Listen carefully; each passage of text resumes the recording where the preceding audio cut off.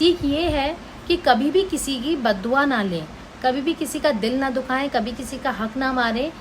Hello everyone, कैसे हैं आप सब? आई होप आप सब बहुत अच्छे होंगे, स्वस्थ होंगे और मस्त होंगे। और मैं भी आप लोगों की ब्लेसिंग से एकदम स्वस्थ हूँ और मस्त हूँ। तो आज मैं फिर से आपके सामने आ चुकी हूँ एक और नई कहानी लेके। कहानी बहुत छोटी सी है आज, बहुत बड़ी तो नहीं है, लेकिन सीख बहुत बड़ी है।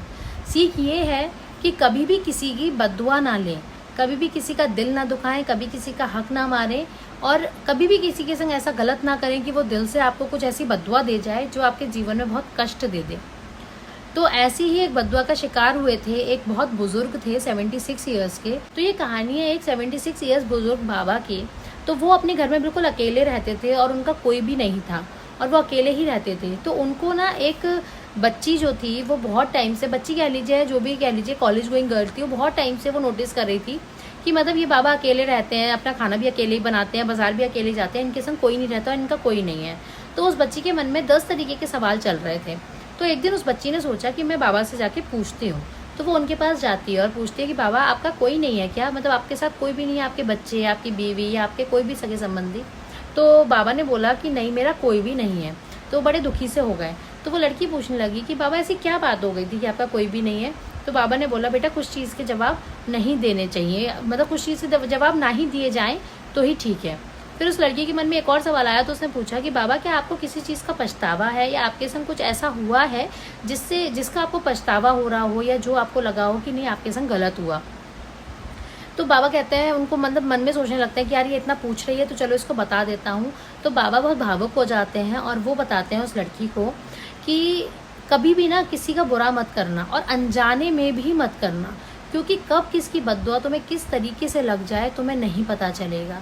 मेरा भी भरा पूरा परिवार था। तो वो बाबा उस लड़की को बताते हैं कि जब मैं जवानी के टाइम पे मैं शिकार का बहुत शौकीन हुआ करता था। तो मैं एक बार जंगल में शिकार करने गया और मैंने अपना शिकार देख के उस पर तीर चला दिया, लेकिन वो तीर उस शिकार पे ना लग के, मैं जो भी मुझे दिखा था उस पर ना लग के एक प्रेग्नेंट हिरण पे लग गया। वो जो हिरनी थी वो प्रेग्नेंट थी, तो उसके लग गया और वो वहीं तड़प तड़प कर मर गई। फिर उसके बाद कुछ नहीं, मैं अपने घर आ गया और उसके बाद थोड़े साल बाद मेरी शादी हुई। शादी होके मेरी बीवी मेरे घर आई और मेरी बीवी ने बहुत घर के कलेश होने लगे, बहुत घर में मतलब बहुत बुरा माहौल हो गया। उस वजह से मेरी बीवी ने सुसाइड कर लिया और जब उसने सुसाइड किया तब पता चला कि उसके पेट में मेरे 2 बच्चे थे, जुड़वा बच्चे थे। तो वो बच्चे भी ख़त्म हो गए। तो इसलिए कहते हैं कि बेटा मैं तुमको भी ये बात सिखाऊंगा कि कभी किसी का अनजाने में भी बुरा मत करना। मुझे तो आज तक भी ऐसे ही लगता है कि उस हिरनी की मेरे को बद्दुआ लगी है।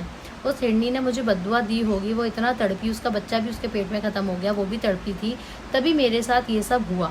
उसके बाद मैंने शादी नहीं करी। मैंने सोचा कि मैं ऐसे ही पश्चाताप करूँगा, अकेला रहूँगा और मैं किसी और की ज़िंदगी बर्बाद नहीं करूँगा। लेकिन ये तो मुझे तय हो गया था कि ये मुझे उसी की बद्दुआ लगी है। तो किसी की बद्दुआ किसी को किस तरीके से बर्बाद कर सकती है, ये तो हमें आज की कहानी से ये सीख मिलती है कि हमारे शौक़ कुछ भी हों, अपने शौक़ के लिए कभी किसी का नुकसान ना करें, कभी किसी का इतना दिल ना दुखाएं कि वो आपको दिल से बद्दुआ दे, क्योंकि बद्दुआ बर्बाद करके रख देती है। मतलब कब किसी की बद्दुआ आपको बर्बाद कर दे आपको पता ही नहीं चलेगा। मतलब उनको तो याद था कि मैंने ऐसे किया था। कई बार ऐसा होता है हम करके भूल जाते हैं और वो बद्दुआ हमें किस तरीके से मतलब हमको बर्बाद कर देती है।